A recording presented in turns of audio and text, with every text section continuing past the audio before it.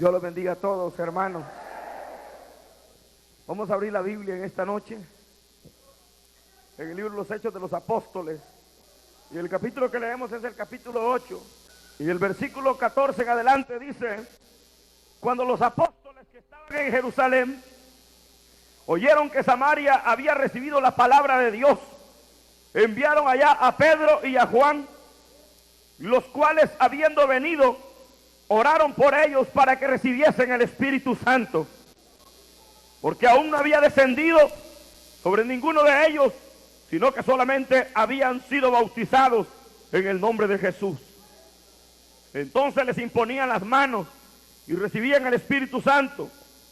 Cuando vio Simón que por la imposición de las manos de los apóstoles se daba el Espíritu Santo, les ofreció dinero, diciendo: dadme también a mí este poder, para que cualquiera a quien yo impusiere las manos reciba el Espíritu Santo.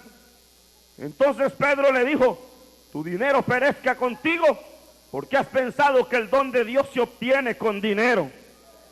No tienes tú parte ni suerte en este asunto, porque tu corazón no es recto delante de Dios. Arrepiéntete pues de esta tu maldad y ruega a Dios si quizás te sea perdonado el pensamiento de tu corazón. Porque en hiel de amargura y en prisión de maldad veo que estás. Respondiendo entonces Simón dijo: rogad vosotros por mí al Señor, para que nada de esto que habéis dicho venga sobre mí. Y ellos, habiendo testificado y hablado la palabra de Dios, se volvieron a Jerusalén, y en muchas poblaciones de los samaritanos anunciaron el Evangelio. Pueden tomarse asiento y siéntese bien. No sé cuántos dan gloria a Dios. ¿Cuántos dan gloria a Dios? ¿Cuántos dan gloria a Dios? Hermanos, la iglesia está llamada a vivir en la esfera del poder de Dios. Quisiera meditar esta noche en eso, sobre la necesidad de que la iglesia está llamada a vivir en la esfera del poder de Dios. Quizás uno de los aspectos, hermanos, que en alguna medida, présteme su atención acá, no vuelva a ver para otra parte. Uno de los aspectos quizás más trascendentales para la vida de la iglesia y quizás para la vida puramente cristiana a lo largo de todos los siglos ha sido precisamente el haber, hermanos, en las oportunidades precisas de su accionar, haberse visto respaldado, haberse visto, sí, precisamente respaldado en los momentos cruciales, cuando la iglesia pudo dar testimonio y cuando la iglesia en los tiempos pasados lo hizo. Sin embargo, hermanos, una cosa no hay que dejar de lado, y es de que esta obra es una obra de Dios y es una obra del Espíritu. Y por ser una obra de Dios y una obra del Espíritu, tiene trascendencias de tipo espiritual y eterna, repercusiones de tipo espiritual y eterna. Y por ende, hermanos, en alguna medida, la conciencia que el Señor mismo tuvo a la hora de fundamentar la iglesia, a la hora de establecer ese cuerpo glorioso, Él habló de características propias de este pueblo que Él iba a fundar. En primer lugar dijo que Él iba a fundar la iglesia sobre la roca que era Él mismo. El Señor le dijo a Pedro: Pedro, sobre esta roca edificaré mi iglesia, no sobre un hombre, sino sobre el poder y la restauración que Él trae para levantar a la raza caída. Han habido, hermanos, malas interpretaciones, como siempre, de estos pasajes de dónde habría que estar fundamentada la iglesia. Sin embargo, la Biblia es clara en que la cabeza y el ángulo principal es Cristo nuestro Señor y Salvador.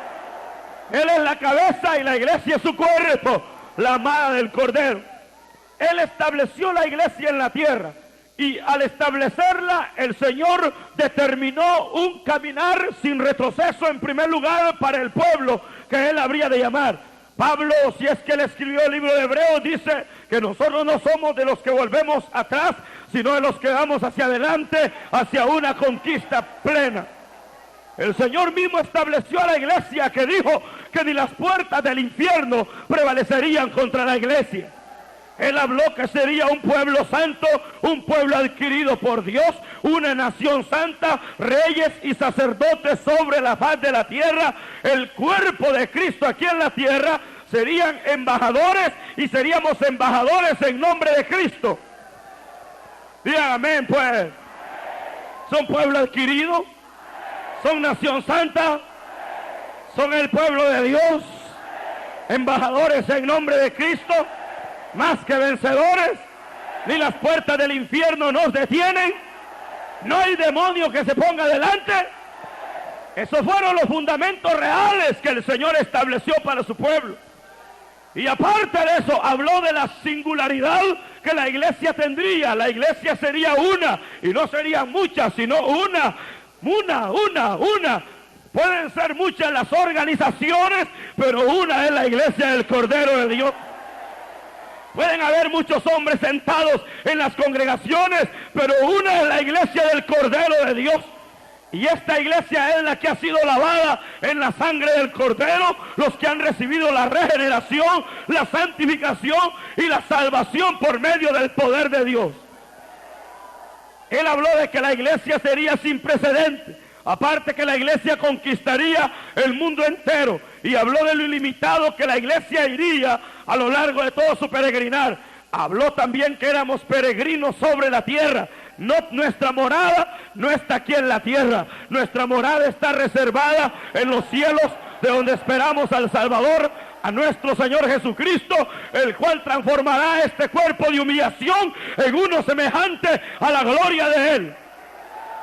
Las bases que Él estableció para la iglesia son singulares: pueblo santo, nación adquirida por Dios, real sacerdocio, reyes y hombres de Dios santificados, cuerpo de Cristo. Ni las puertas del infierno prevalecerían contra la iglesia. Hermanos, no somos de los que volvemos para atrás. Él más nos envió a conquistar y a ser discípulas a todas las naciones, y todo aquel que oyera el mensaje de la palabra de Dios creería, y el que creyere sería bautizado, porque el mensaje que la iglesia lleva es el mensaje que Él ha delegado que su pueblo pregone. La iglesia no puede ser estéril, la iglesia no puede ser mediocre, la iglesia no puede ser concebida como un ente y una organización mediocre, fría, barata y extraña, sino que la iglesia fue establecida como un ente poderoso, donde, hermanos, la gloria de Dios descendería, y donde a través de sus siervos y a través de su iglesia el Señor manifestaría su gloria a este mundo que está quebrado en pecado, derrotado y en muerte. Él dijo además que la iglesia sería la sal de la tierra. Él dijo eso. ¡Dígame pues! Él dijo que la iglesia era la luz del mundo, la verdadera luz. ¿Se sienten eso ustedes? ¿Son pueblo adquirido? ¿Son nación santa? ¿Tienen el poder de Dios? ¿Son reyes y sacerdotes? No todos dicen amén. ¿Son más que vencedores? Ni las puertas del infierno nos detienen. Tenemos al Cristo resucitado, tenemos esperanza de gloria, le veremos cara a cara, también tal como Él es. Hermanos, una entidad orgánica poderosa como es la iglesia mantiene elementos singulares propios de ella, que ninguna otra secta ni religión en el mundo pueden poseer. Y el Señor se encargó precisamente de adornar a su iglesia para dejarla, hermanos, bonita, muy elegante y muy sólida, para que desarrollara la obra que le había encomendado en esta tierra. Sin embargo, uno de los problemas, hermanos, que el Señor también planteó, era de las batallas que a nivel en el mundo la iglesia iba a enfrentar, principalmente con Satanás, que el Señor lo reprenda, y con nuestra humanidad que está proclive al pecado. Satán no descansa, ni nuestra humanidad descansa. Estamos inclinados al mal continuamente, y estamos siendo asediados por el mal continuamente. Tenemos un mundo lleno de oropel y estamos prácticamente rodeados, hermanos, por un mundo que no ama a Dios, que no tiene a Dios en su memoria y que son impíos desde los pies a la cabeza. Sin embargo, hermanos, en ese estrujamiento de condiciones, la iglesia está aquí en la tierra, principalmente esperando al Salvador, al cual esperamos, hermanos, con ansia. Pero mientras Él viene, tenemos una gran labor que hacer en esta tierra. Y esa labor debe ser hecha en los niveles, en las esferas a las cuales el Señor quiere que su iglesia arribe. Porque de hecho, hermanos, como la Biblia dice que nuestra lucha no es contra carne ni sangre, nosotros no tenemos lucha contra hombres, contra entidades, contra seres humanos, sino que la Biblia establece que nuestra lucha es contra potestades, contra huestes, contra gobernadores, contra principados, con el diablo mismo. Y parece que esa conciencia de batallar contra nuestra propia naturaleza también, que continuamente nos jala al pecado y parece que nos hace debilitar y algunas veces vivir cierto tipo de derrotas. Con todo y eso el Señor estableció que los que en Él creyeran serían más que vencedores y que vivirían en las dimensiones. Hermanos, el problema real ha sido, ¿sabe cuál? Es de que la iglesia no ha arribado a los niveles donde el Señor quiere que ella arribe. La iglesia se ha quedado en niveles muy por debajo de lo que la iglesia debería ser. Y quizás ahí es donde, hermanos, queda un libro marcando la historia de la iglesia al principio, y es donde definitivamente se evidencia de que la iglesia, la obra, no podría desarrollarla en niveles humanos, carnales. La obra no podría hacerse, hermanos, en los niveles propiamente semejantes a los del mundo o a las de otras congregaciones, sino que el Señor estableció que la iglesia, la obra que haría, la haría totalmente en el poder y en el respaldo del Espíritu de Dios sobre ella. Y ese ha sido el problema, hermanos, a lo largo de todo el tiempo, de que la iglesia no ha comprendido de que no se trata de participar en un núcleo religioso, sino se trata de comprender a las esferas donde el Señor continuamente llama a su pueblo y llama a sus hijos para que vivamos ahí. Y hoy encontrar cristianos, hermanos, por debajo del nivel, eso no hay necesidad de buscarlo. Encontrar cristianos que están viviendo niveles por el suelo es fácil hallarlos. Encontrar iglesias debilitadas y mundanas es fácil hallarlas. Encontrar organizaciones que no tienen retos ni desafíos y que le tiemblan a cualquier demonio y a cualquier diablo es fácil hallarlo. Sin embargo, la Biblia establece aquí en el libro de los Hechos que desde que la iglesia arrancó el caminar, la Biblia habla literalmente que la iglesia, cuando iba a iniciar sus labores de predicación, no pudo haberlo hecho en los niveles, y todos los resultados que aquí se dieron no pudieron obtenerse en niveles humanos y carnales.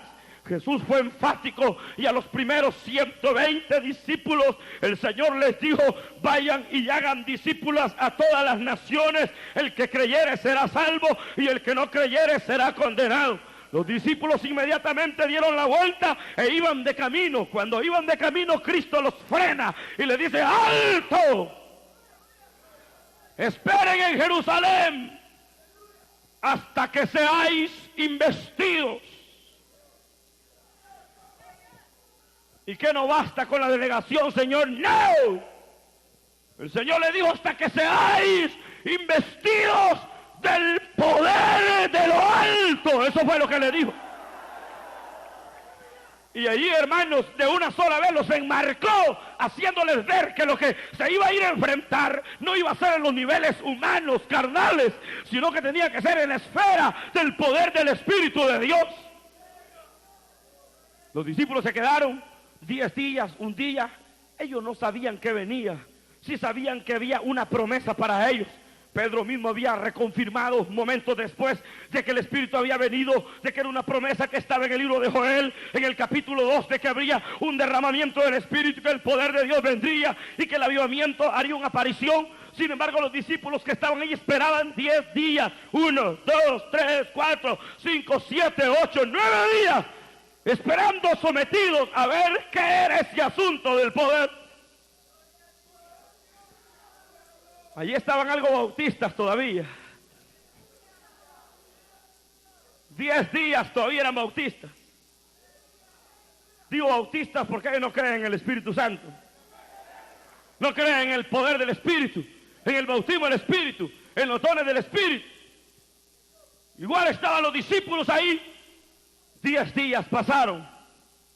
Y quiero que usted entienda esto, que dice la Escritura en el libro de los Hechos, si alguna vez usted lo ha leído, dice que entró como un viento recio a la casa y soplaba. Aquella experiencia era única e inolvidablemente en el corazón de ellos, iba a quedar plasmada, porque ya no era solamente una delegación, ahora era, hermanos, literalmente el poder de Dios que venía sobre ellos. Viento recio, lenguas de fuego, empezaron a hablar en otras lenguas según el Espíritu les daba que hablasen. Literalmente la Biblia dice que estaban como borrachos sentados en el lugar, sentados como borrachos, porque el poder del Espíritu había llegado. El día del gran Pentecostés que la Biblia narra, donde el Espíritu Santo vino sobre los hombres, todos estaban casi como mareados. La misma gente, cuando llegó a ver aquel cuadro, los habían visto muy ortodoxos, muy equilibrados, muy sencillos, habían visto el culto muy tranquilo, pero cuando llegó el Espíritu las cosas cambiaron. Ahí era otro cuadro. Ahí, hermano, la apreciación de los impíos, ¿sabe cuál fue? Pensaban que estaban borrachos. Eso era. Estaban tan llenos del mosto celestial que la gente pensaba que estaban borrachos. ¿Usted ha visto un borracho sentado en una silla? ¿Alguna vez lo ha visto? ¿Se imagina usted que toda la gente vio a los 120 casi como mareados y hablando en lenguas y llorando, y la gente decía, ¿aquí qué pasa? ¿Y qué sucede? Este asunto está raro. Es que el hombre natural no percibe las cosas que son del Espíritu, no las percibe. Él las juzga según lo que ve, él las juzga según lo que aprecia. Sin embargo, hermanos, era como la llama, era la base, era, hermanos, el elemento, era el nivel donde el Señor quería y quiere que su pueblo esté para desarrollar la obra. Por eso es de que, hermanos, Él mismo prometió que vendría el Espíritu y que los guiaría y que habría poder y que habría guianza y que la iglesia definitivamente haría un milagro glorioso en esta tierra a través de eso. Lo oíamos la semana pasada de los beneficios del Evangelio cuando Felipe llega a Samaria. Si usted se da cuenta quién era Felipe, ¿se acuerda de Felipe quién era? Era uno de los 7 diáconos primeros. Un diácono igual a estos que están así con corbata, sencillo. Un diaconito que de repente es lleno del Espíritu también y es llamado al servicio, pero en la persecución se va huyendo y no lo delegaron, no le dieron obras, no había nada, ese iba aparentemente huyendo. Llega a Samaria y en Samaria se paró en una esquina nada más, y aquel diácono que no usaba corbata, pero lo que usaba era el poder de Dios en su vida, aquel empezó a hablar y hablar y hablar la palabra. Y aquella palabra ya no era hueca, ya no era un mensaje frío, ya no eran, hermanos, anotaciones humanas o apreciaciones humanas. Era la palabra ungida del Espíritu que salía de los labios de aquel hombre. Brujos convertidos en Samaria, ¿se imagina usted? Gente endemoniada era liberada en Samaria. Y había un gran movimiento, y eso que solo era un diácono. Y dice en el versículo 8, usted lo lee, había gran gozo en toda la ciudad. Hermano, yo quiero que vea esto. No es el hombre el que ha de provocar los grandes avivamientos y los movimientos de gloria. No necesitamos un hombre aquí altísimo de 2,5 metros, con ojos azules bien tirados. ¡No! Lo que necesitamos puede ser un indio, el que pase, pero que esté lleno del Espíritu es lo principal. No necesitamos oropel de apariencia. Queremos el poder de Dios sobre nuestra vida. Y no podemos estar esperando ampararnos en elementos puramente humanos y esperar de que así cristalizaremos los objetivos que nos hemos trazado, que el Señor trazó para la iglesia. ¡No! Uno se admira aquel diácono, increíble, gran movimiento. ¿Se imagina usted un solo diácono sacudiendo toda una ciudad? Donde quiera un enfermo lo sanaba. Estaba otro endemoniado fuera. Estaba un brujo convertido. Quemaban libros. Hacía todo el milagro. Y Dios obrando a través de un diácono. Fue tanto, hermano, la admiración de los mismos apóstoles, que ellos se dieron cuenta del movimiento que había ahí en Samaria. Y los demás apóstoles dijeron, mire, Pedro, Juan, vengan para acá. Sí, vayan allá a Samaria. Y vayan a confirmar allá, y vayan a establecer lo que haga falta. Bueno, ahí ustedes establezcanlo, porque hemos oído de que ahí está poderoso el avivamiento. Hemos oído que el hermano Felipe, esa está cosa seria, ese hermano Felipe. Ni lo vimos a qué hora se fue, pero hoy ya sabemos qué es lo que está pasando al otro lado. Felipe no estaba respaldado por una radio, ni campaña, no había anuncio en la radio, no había panfletos, no había nada. Lo que tenía el respaldo. Vivía en el nivel del poder de Dios. Nosotros hemos sustituido al Espíritu por un puño de bobadas aquí en la iglesia. Y por eso tienen cara de muertos algunos aquí en la iglesia. Y por eso algunos están anémicos y están casi con leucemia espiritual. Porque han dejado de lado las dimensiones del Espíritu. Y se olvidan que aquí, hermanos, no es asunto. Los apóstoles llegaron de una sola vez y van viendo aquel montón de gente convertida. Y aquel Felipe, hermanos, se hizo a un lado. Dios lo bendiga, hermanos. Dios lo bendiga. Yo pues nada más solo vine a abrir la boca aquí. Y esto es lo que ha pasado, decía él. Esto es lo que ha pasado. Que esas bocas nunca se callen. Que esas bocas llenas del Espíritu nunca se callen. Que las bocas llenas del Espíritu no se callen. Que las bocas llenas del poder de Dios se abran. ¡Se abran! Son bocas que cuando se abren hay milagros, hay poder, hay potencia, hay gloria, hay esencia.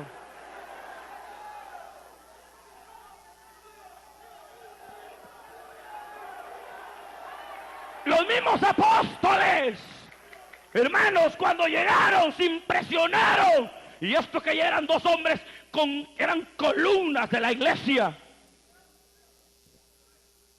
Eran como los máximos representantes de la iglesia. Y cuando llegaron a ver al alumno que tenían, ya había sacudido una ciudad. Vaya los alumnos que tenemos hoy en este tiempo, aguacates. Ni una reunión familiar de 4 miembros conmueve.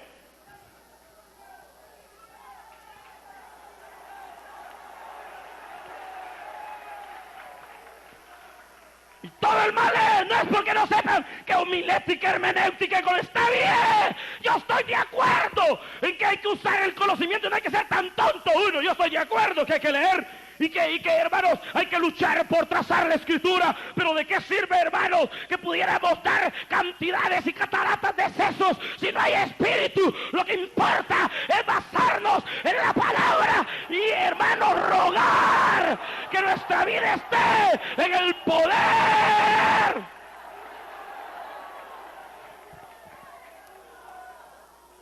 Si hombres elocuentes, uno está aburrido de oír, hasta lo duermen. tienen el don de sanidad para el insomnio.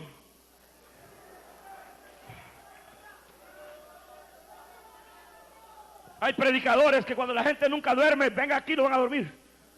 No aquí.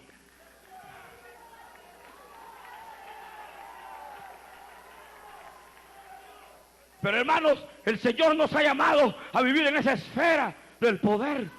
Los discípulos llegaron a ver de que el poder de Dios estaba, hermanos, operando, y empezaron a ver a todos los nuevos convertidos. Entonces Juan y Pedro se quedan viendo uno al otro y le dicen, ¿aquí qué pasa? Sí, pero no se va a quedar así la cosa. Y le dijo a todos los hermanos nuevos, vengan para acá. Y todos los samaritanos que se habían convertido y toda la gente que estaba ahí, le dijo, vengan para acá, por favor. Hasta el brujo ese loco que andaba ahí, hermano, Simón.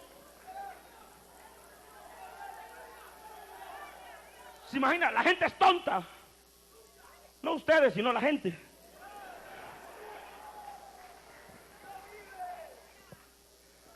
Porque antes de que Felipe llegara, dice la Biblia de que este Simón les predicaba a la gente. Y dice que les hacía tanto cuento y trucos por aquí, trucos por allá y cuentos por aquí, se inventaba cuánto asunto. Y toda la gente sabe qué decía de Simón, ¿sabe qué decían? Decía la gente, este es el gran poder de Dios, decían al oír a ese. ¿Se imagina usted? Al oír a Simón decían que era el gran poder de Dios. Y ahí estaba Simón engrandecido en Samaria, lo tenían casi como un papa.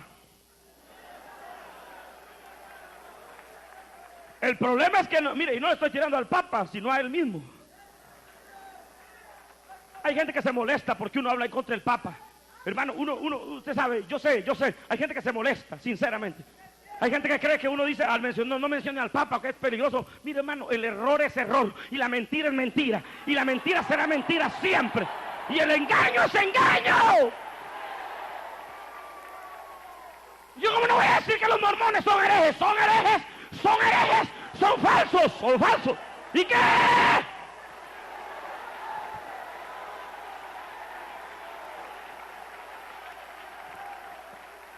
Cristo dijo estas palabras: el mundo me aborrece porque yo testifico que sus obras son malas.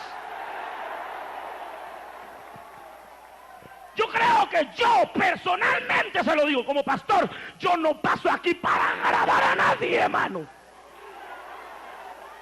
Y si alguno se siente mal a la hora de la predicación, sencillamente váyase y venga mañana. Pero no podemos obviar esta verdad. El Señor nos ha llamado a la esfera del poder de Dios.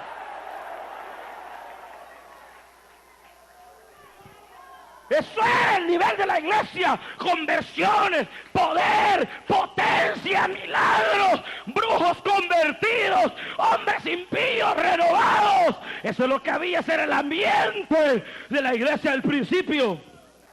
Usted está cansado de venir al culto. Sí, está cansado de su mediocridad que lleva. Ustedes están cansados de eso, se les nota. Se les nota, están cansados de la mediocridad de la vida cristiana. ¿Saben por qué? Porque ustedes están viviendo los niveles del suelo, algunos. Y algunos siguen arrastrándose como que si fueran culebras. Los cristianos no somos culebras.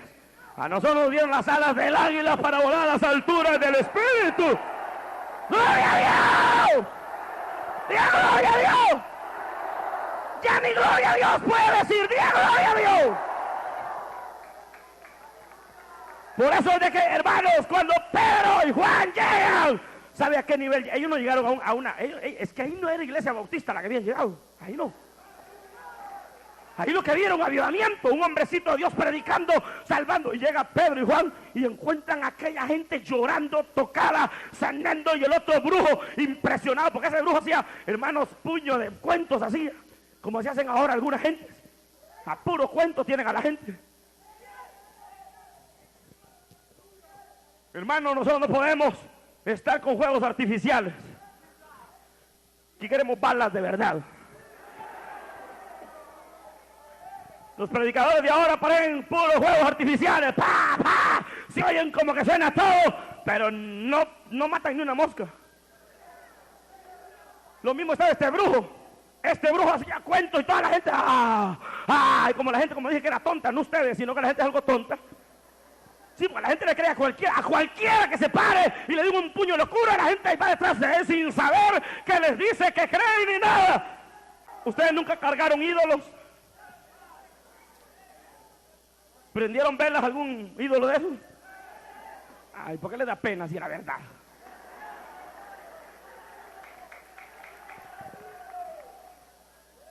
Rezadoras.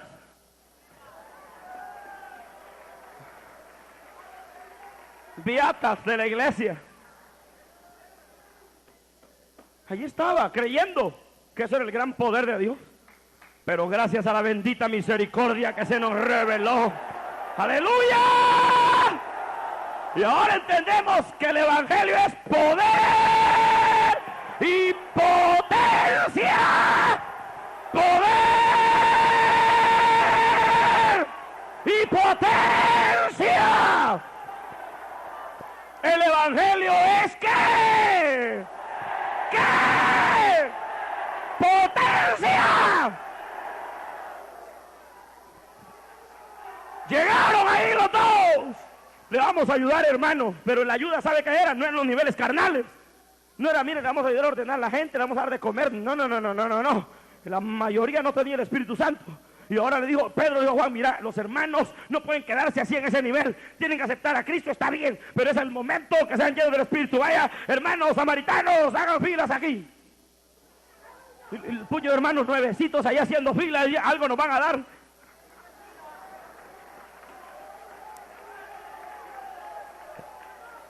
Algo nos van a dar. Hay gente que así llega a las iglesias a ver que le van a dar de hartar. ¡No! Hay gente que viene aquí porque dice que hay pisto. Vamos a ver que le sacamos a los pastores. ¡No! Si nos da oro y plata no tenemos, pero lo que tenemos le damos.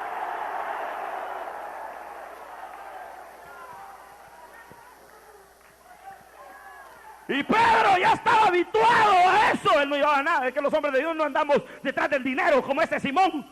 Simón la plata había hecho de la religión plata había hecho. Y hoy hay cuantos zánganos en los púlpitos que engañan a la gente y la ponen de cabeza para sacarle plata y les haga plata y les haga plata. Y lo peor es que no reciben nada de esa fuente turbia que tienen.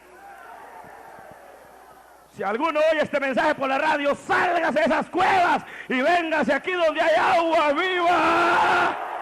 ¡Gloria a Dios! Nosotros no podemos esperar eso, menos de lo que la Escritura señala aquí. Pedro y Juan llegaron y dice la Escritura, ahora venga usted, reciba. Y empieza a hablar en lengua el primero. Y le ponía las manos al otro, y el otro, y el otro, y el otro, y el otro, y el otro. Y ponía la mano sobre las personas y el Espíritu Santo venía sobre ellos. Ese es evangelio.